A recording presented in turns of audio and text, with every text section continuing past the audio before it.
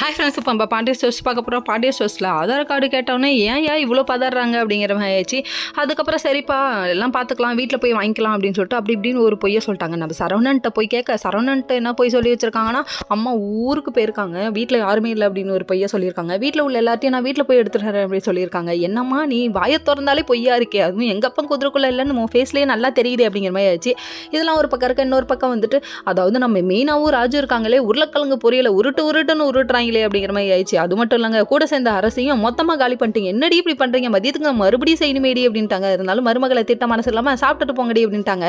அதுக்கப்புறம் அந்த டைம் பார்த்தது நம்ம தங்கமயில் வேற, என்னதுக்கு ஆதார் கார்டு கேட்டால் நீங்கள் பயப்படுறீங்க அப்படின்னு சொல்கிறாங்க. நான் எங்கே பயப்படுறேன், நான் எங்கே பார்க்கறேன், நான் ஒன்றும் பண்ணல, கண்ணு வேர்க்குது அப்படின்னு சொல்லிட்டு அவங்க சமாளிக்கிறாங்க. சரி, சமாளித்து முடிஞ்ச அளவு சமாளிச்சுக்கோங்க.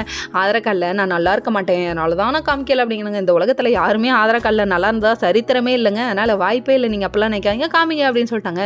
இன்னொரு பக்கம் நான் வீட்டுக்கு போய் எடுத்துகிட்டு வரேன்னு சொல்லிட்டு தங்கமயில் சொல்லிட்டு இங்கே வீட்டுக்கு வர, வீட்டில் பயங்கர போராட்டம் நடக்குதுங்க.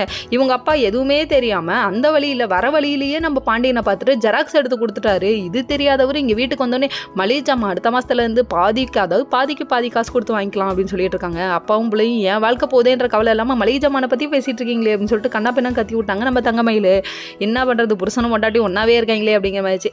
என்ன மயில் என்னதான் பிரச்சனைன்னு சொல்லி கேள்வி கேட்க, உன்னோட ஆதார் கார்டு உன் மாமனார் கேட்டார், அதனால் ஜெராக்ஸ் நான் கொடுத்துட்டேன் என்கிட்ட இருந்தது அப்படின்னு சொல்லிட்டாங்க. சொன்ன உடனே ஷாக் ஆகிடுச்சு. ஐயோ வயசு தெரிஞ்சிருமே, போச்சேன்னு இவங்க பதற ஆரம்பிச்சாங்க. மாட்டிக்கிட்டாண்டா சேகர் அப்படின்னு சொல்லிட்டு ஒரு பாட்டை போட்டு வரணும். Okay friends.